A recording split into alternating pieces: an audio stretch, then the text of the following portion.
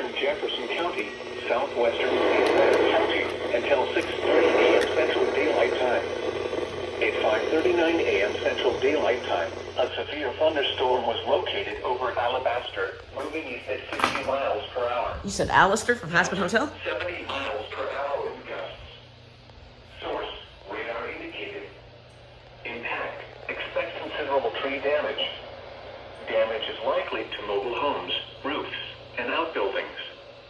Locations impacted include Hoover, Vestavia Hills, Alabaster, Bessemer, Activate. Helena, Talladega, Siliconga, Bell City, Calera, Chelsea, Montevallo, Childersburg, Oh, it's fucking dying. Wilsonville, Talladega Springs, Lincoln, Indian Springs Village, There we go. and Harpersville. For your protection, move to an interior room on the lowest floor of a building. Repeat, This thing did a severe vet thunderstorm no. warning has been issued until 6:30 a.m. Central Daylight Time for the following counties in Alabama: Jefferson, Shelby, St. Clair, and Talladega.